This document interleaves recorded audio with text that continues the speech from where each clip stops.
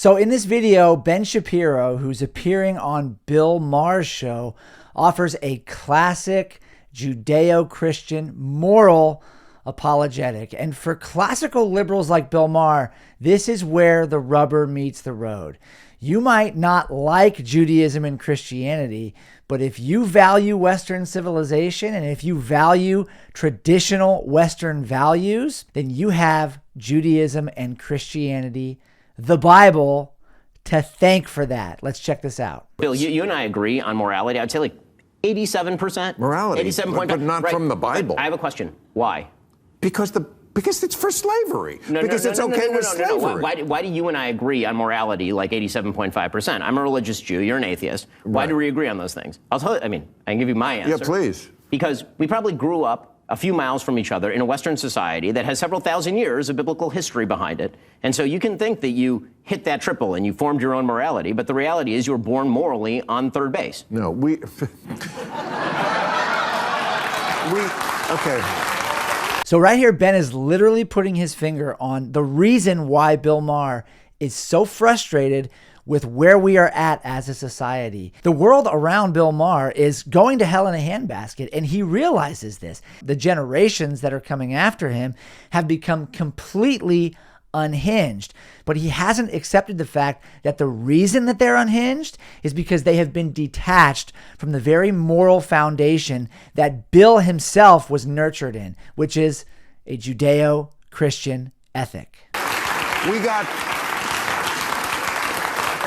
We got that morality from the Enlightenment, which was an anti-religious movement. The founding fathers, they weren't religious people, they were deists. Look, Bill Maher is an intelligent guy, but this might be the dumbest thing I've ever heard him say. I can't blame him. He was in the heat of the moment, and he literally had no answer at all for what Ben Shapiro was saying. But our values, our Judeo-Christian values, the values that formed America, are not the byproduct of the Enlightenment. It's the opposite. If anything, it's the radical left in America today. The very group of people that Bill is so at odds with, that is trying to completely detach from Judeo-Christian values, they are taking aspects of the Enlightenment to their nth degree.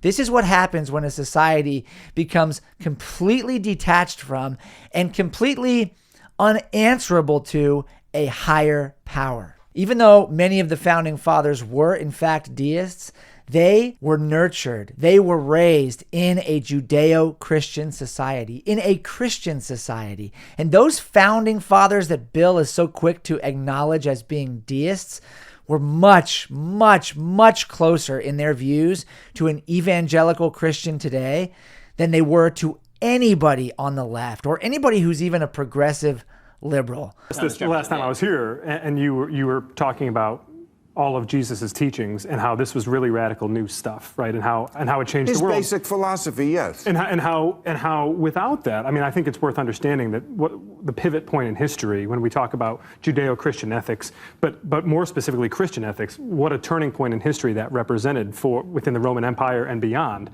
in terms of medicine, in terms of care for the widow and the orphan. Much of what we would consider to be sort of good moral ethical behavior was not in fact a commonplace or mainstream thing several centuries ago. And so I think to Ben's point, some of that Why do we still do it? Why do we still admire it? Because, I mean, because cut flowers die. Meaning that if the flower is the result of the root, and then you cut the flower, you can live on with a secular humanistic morality, be a moral person, be a good person, but it does not systemically maintain. If there's no actual outgrowth from a basis of belief that this is fundamentally demanded of you by a higher power, because you can't get from atheism to reductive morality just by pure reason, right? Even every atheist will acknowledge this, that the values that you believe are not things that can just be reasoned to, because they assume things that are not in evidence, like the inherent value of humanity. I mean, we're pieces of meat wandering through space. What's the inherent value of that? These are all religious, faith-based premises. You don't have to believe in God to believe in those things, but they are logical jumps. They are leaps of faith, is what we would call that in religion.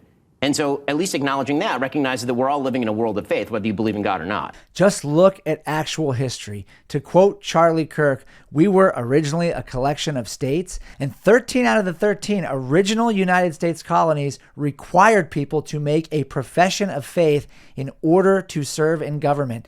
9 out of the 13 original colonies required people to be Bible-believing Protestant Christians in order to serve in government, but they all required people to be Bible-believing Christians who made professions of faith in order to serve in government. Most of the original state constitutions of the American states had a profession of faith in Jesus Christ in their state constitution. Furthermore, 55 out of the 56 signers of the original Declaration of Independence were Bible-believing, church-going Christians.